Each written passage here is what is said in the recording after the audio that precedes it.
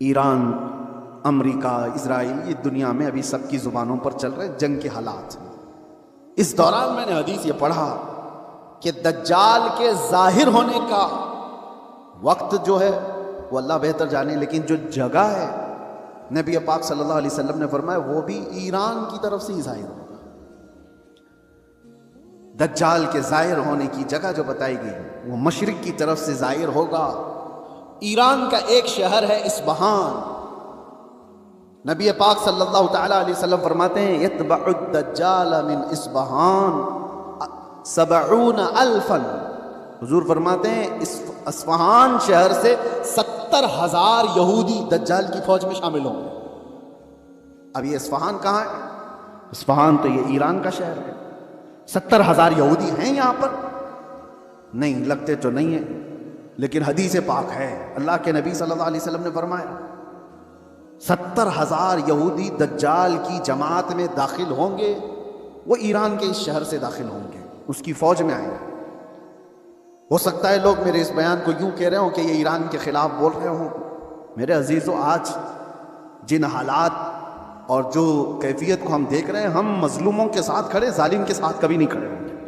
اسلام کی خاصیت ہے یہ، ظالم کے ساتھ کبھی نہیں کھڑے ہوں گے۔ ظالم امریکہ ہے، ظالم اسرائیل کے یہودی ہیں، پوری دنیا کو انہوں نے ظلم کی چکی میں پیسا ہے۔ لیکن ایران کی جو کیفیت ہوگی، 70,000 یہودی وہاں سے نکلیں گے اور دجال کی جماعت میں آئیں گے، تو اتنا لگتا ہے کہ غالباً ایران پر یہودیوں کا ایسا قبضہ ہوگا، تبھی تو وہاں 70,000 یہودی ہوں گے۔ وہ دور آئے گا۔ آج جس حالت میں ایران لڑ رہا ہے، چند باتیں لوگوں کو خوش کر رہی ہیں، ایران نے اتنا ٹھوکا، اتنا مارا، ہو سکتا ہے، اور یہودیوں کو اور سپر پاور کو گھٹنے ٹیکنے پر مجبور کیا، یہ وقتی طاقت ہو سکتی ہے اور اللہ کامیابی دے۔ ہم اس کے خلاف نہیں ہیں، لیکن حدیث پاک، مجھے اس حدیث پاک سے یہ لگتا ہے وہ وقت آئے گا جب ایران پر یہودیوں کا ایک غلبہ ہوگا، تبھی تو وہاں سے دجال کی جماعت میں لوگ شامل ہوں گے۔ دوسری حدیث یہ بھی میں بتاؤں، امام مہدی جب ظاہر ہوں گے تو فرمایا گا امام مہدی کی جو فوج ہوگی وہ قسطنطنیہ کو فتح کرے گی۔ قسطنطنیہ کیا ہے؟ کانسٹنٹائن جس کو کہا جاتا ہے، یہ استنبول شہر ہے جو آج کا ترکی کا شہر۔ اب حدیث سنو، استنبول شہر کیوں فتح ہوگا؟ وہاں تو مسلمان ہیں۔ آج جو حالات ہیں استنبول میں، اذانوں کی آوازیں گونج رہی ہیں، لوگ نماز پڑھ رہے ہیں، پھر امام مہدی کیوں فتح کریں گے؟ لگتا اس سے بھی یہ ہے کہ یہ بھی شہر مسلمانوں کا نہیں ہوگا اس وقت، یہ بھی عیسائی اور یہودیوں کے ہاتھ میں جا چکا ہوگا، اور امام مہدی کے زمانے میں اس کو فتح کیا جائے گا۔ اور حدیث کے جو الفاظ ملتے ہیں، ترتیب، پہلے کیا ہونا ہے؟ امام مہدی ظاہر ہوں گے، وہ دمشق کی طرف لوگوں کو لے کر جائیں گے، اور پھر یہ جنگ ہوگی اور فتح قسطنطنیہ ہوگا، یعنی استنبول فتح ہوگا۔ وہ تو صرف 2 تکبیر پر فتح ہو جائے گا، یہ روایت میں ملتا ہے۔ امام مہدی اور مومنین کی جو جماعت ہے وہ شہر کے باہر کھڑے ہو کر اللہ اکبر کہے گی، آدھا شہر فتح ہو چکا ہو، دوسری بار اللہ اکبر کہیں گے، شہر فتح ہو چکا ہو۔ بڑی جنگ کا ذکر نہیں ہے، اور فتح ہو چکا ہوگا اسی وقت یہ افواہ پھیل جائے گی دنیا میں کہ دجال ظاہر ہو گیا ہے اور اس کا فتنہ مشہور ہو گیا ہے۔ تو امام مہدی کے ساتھ جو لوگ ہوں گے وہ دجال کے مقابل میں وہیں سے نکلیں گے۔ تو امام مہدی کے متعلق جو بات ہے، ابھی جو میں نے کہا قسطنطنیہ، یہ بھی استنبول شہر اس وقت شاید ہم مسلمانوں کے ہاتھ میں نہیں ہوگا، تبھی تو فتح ہوگا۔ اور تیسری ایک خاص بات، جو بات میں نے چھیڑا تھا، حضور فرماتے ہیں جو مجاہدین اس اخیر زمانے کی جنگ میں شریک ہونے والے ہیں، حضور فرماتے ہیں اللہ نے ان پر آگ کو حرام فرما دیا۔ وہ روئے زمین کے بہترین لوگ ہوں گے جو امام مہدی کی فوج میں شامل ہو کر مقابلہ کر رہے ہوں گے دجال سے، لیکن ساتھ میں حضور فرماتے ہیں، اب سنیے توجہ، جس جملے پر مجھے بہت زیادہ تعجب ہے، فرماتے ہیں حضور کہ میں یہیں سے ان کے گھوڑوں کے رنگ کو بھی دیکھ رہا ہوں۔ نبی پاک صلی اللہ تعالیٰ علیہ وسلم مخبر صادق ہیں، وہ غیب کی خبر جانتے ہیں، بعد کے حالات دیکھ رہے ہیں، اللہ نے ان کو علم عطا کیا، یہ سب اپنی جگہ پر، یہ ہمارا عقیدہ ہے۔ لیکن اس جملے پر توجہ کرے، کیا اس زمانے کی فوج گھوڑے پر بیٹھی ہوگی؟ حضور فرمانے میں ان کے گھوڑوں کا رنگ دیکھ رہا ہوں. تو اسی حدیث سے مجھے یہ کہنا پڑا شاید دنیا جہاں سے شروع ہوئی تھی وہیں سے واپس آ جائے گی. دور ایسا آ جائے گا کہ جہاں سے دنیا شروع ہوئی تھی وہ گھوڑ سواری تھی, سواریاں تھیں, لڑائی کے دور بھی تلواروں کے تھے, نیزے اور بھالے کے تھے, میزائل اور یہ سارے جیٹ طیارے نہیں تھے. اسی لیے ایک مشہور سائنسدان آئنسٹائن کی بات میں کوئی اپنے حوالے کے لیے یا میری تائید کے لیے نقل نہیں کر رہا ہوں, لیکن مشہور ہے زمانے میں. اس نے کہا تھا تھرڈ ورلڈ وار کیسے ہوگی یہ مجھے پتا نہیں, لیکن فورتھ ورلڈ وار ہوگی تو لکڑیوں سے لڑی جائے گی. تو اس سے پوچھا گیا ایسا کیوں؟ کہا تھرڈ ورلڈ وار میں دنیا اتنی تباہ کر دیں گے یہ لوگ نیوکلیئر پاور سے کہ کچھ بچا ہی نہیں ہوگا, اور بعد میں جو لوگ بچے ہوں گے وہ لکڑیوں سے لڑیں گے. یہ اس کے اپنے پریڈکشن ہو سکتے ہیں, میں اپنی تائید میں نہیں کہہ رہا ہوں, لیکن حدیث پاک حضور پاک صلی اللہ تعالیٰ علیہ وسلم فرماتے ہیں. اور یہ ایک حدیث یہ بھی ہے کہ دجال جس گدھے پر سوار ہوگا وہ بھی حدیث میں اس کا ذکر ہے کہ وہ 1 میل تک 1 قدم رکھے گا, اور اس کی بھی سواری کا ذکر ہے. اب وہ کون سی سواری ہے اس کا ذکر آیا ہے حدیثوں میں. تو ہم حدیث کے ظاہری معنی کو بھی دیکھتے ہیں, اور ہو سکتا ہے اس کا باطنی کوئی اور معنی ہو, لیکن جب تک حدیث ظاہر میں سمجھ میں آتی ہے اسی پر ہم عمل کرتے ہیں. آخر زمانہ شاید ویسا آنے والا ہو. اسی لیے میرے عزیزو, بہت ترقی پر جو آج عروج پر لوگ ناز کرتے ہیں, شاید دنیا ان کو پٹخ دے گی, دنیا ان کو واپس ان کے نشے کے غرور کو مٹی میں ملا کر رکھ دے گی. آج جن کے پاس پیٹروٹ میزائل ہیں, جن کے پاس چاند میں جانے کی صلاحیت, جن کے پاس مرین پنڈبیاں ایسی کہ سمندروں کو چیر کر کے نکلنے والے سارے ہتھیار سب کچھ تھا ان کے پاس, لیکن جس دن یہ ساری ٹیکنالوجی مار دی جائے گی, ختم کر دی جائے گی, یہ کسی اور کے ذریعے سے نہیں, تم آپس میں مار لو گے ایک دوسرے کو. تم نے بھی ہتھیار بنائے, ہم نے بھی ہتھیار بنائے, دونوں مار لیں گے, ایک دوسرے کو ختم کر دیں گے. پھر جینے کا سلیقہ وہی ہوگا جو انسانوں کے ابتدائی زمانے میں تھا. انسان دنیا میں جس طرح سے بغیر لباس کے سادہ سا آیا تھا, اسی انداز سے پھر جینے کا طریقہ سیکھ لے گا, اور دنیا وہیں پر آ جائے گی. اور ایک حدیث حضور پاک صلی اللہ تعالیٰ علیہ وسلم نے آخری وقت کے متعلق جو فرمایا کہ قیامت جب آئے گی تو کیا حالت ہوگی اس وقت, اور حضور نے فرمایا صرف شریر لوگوں پر, کفار و مشرکین پر قیامت آئے گی. ایمان والے ختم ہو چکے ہوں گے, حتیٰ کہ کعبہ شریف بھی جلا دیا جا چکا. حدیث پاک میں ملتا ہے کعبہ کو ختم کرنے والا ایک حبشی شخص آئے گا, قرآن اٹھا لیا جائے گا روئے زمین سے. ایمان والے پوری دنیا پر نہیں ہوں گے جب قیامت آئے گی. اور قیامت آنے کے وقت, عین وقت جو سور پھونکا جائے گا, اس وقت لوگ کیا کر رہے ہوں گے؟ اس وقت حضور فرماتے ہیں کہ سب اپنے اپنے کاموں میں مشغول ہوں گے. کوئی کھیتی باڑی کر رہا ہوگا, ہل چلا رہا ہوگا, کوئی کپڑا کاٹ رہا ہوگا, اور وہ وہیں سے اپنی کینچی پھینک دے گا. ہل چلا رہا ہوگا وہی پھینک دے گا, وہ آواز سنتے ہی, یہاں تک کہ حاملہ عورت کے پیٹ سے بچہ نکل جائے گا.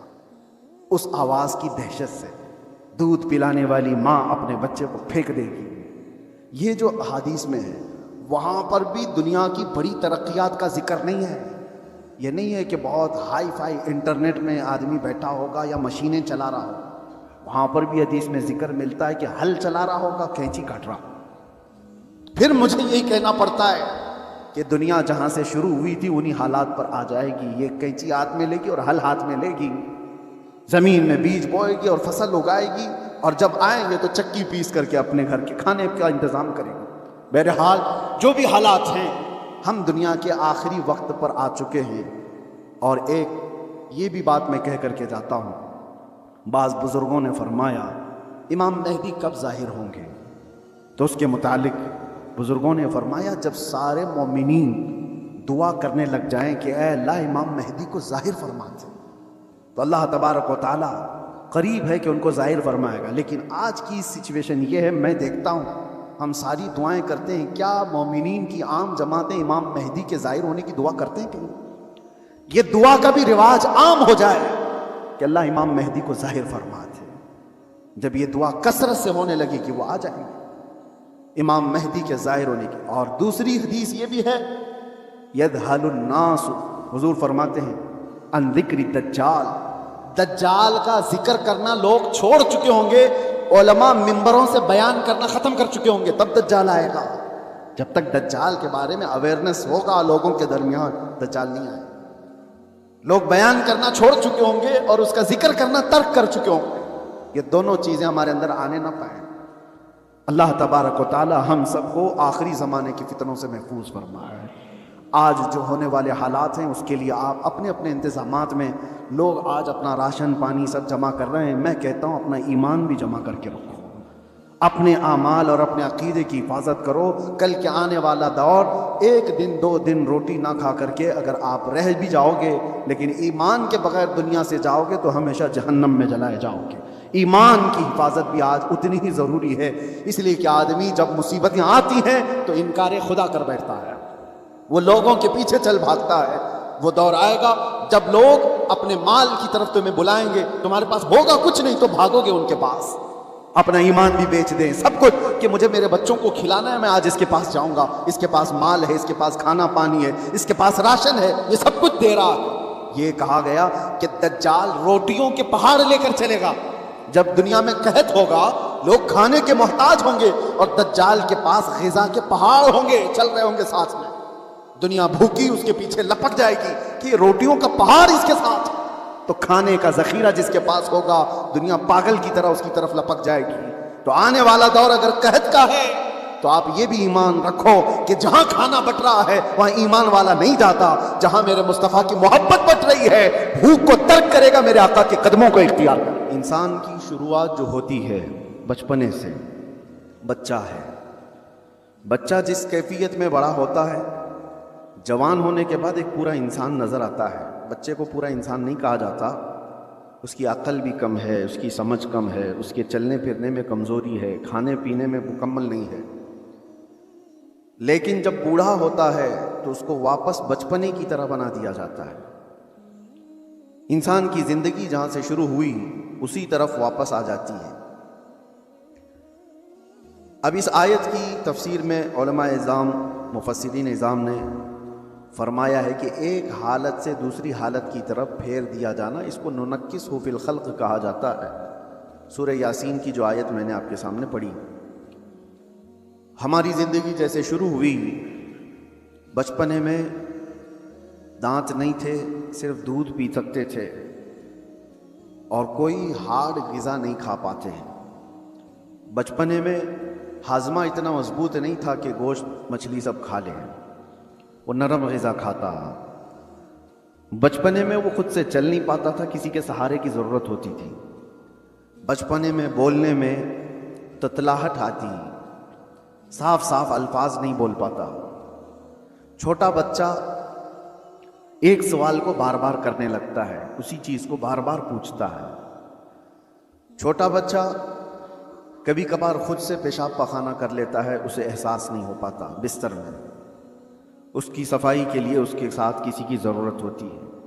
اب ہم آتے ہیں بچپنے سے جب بڑا ہوا، جوانی میں یہ ساری چیزیں اس کی پرفیکٹ ہو گئیں، لیکن جیسی بوڑھاپے کو پہنچا پھر سے وہی حالت پر آیا کہ اب بوڑھا بھی دانت گرنے کی وجہ سے ہارڈ چیزیں کھا نہیں پاتا.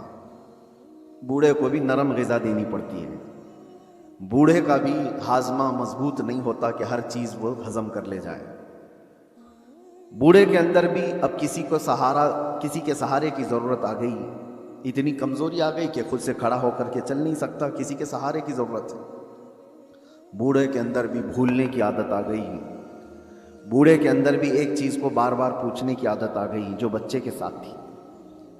بوڑھے کے اندر پھر وہ مقام بھی آ گیا کچھ بوڑھوں کو کہ پیشاب پاخانہ نکلنے لگا اور ان کو پتہ بھی نہیں چل پا رہا، کنٹرول ختم ہونے لگ گیا جسم کا.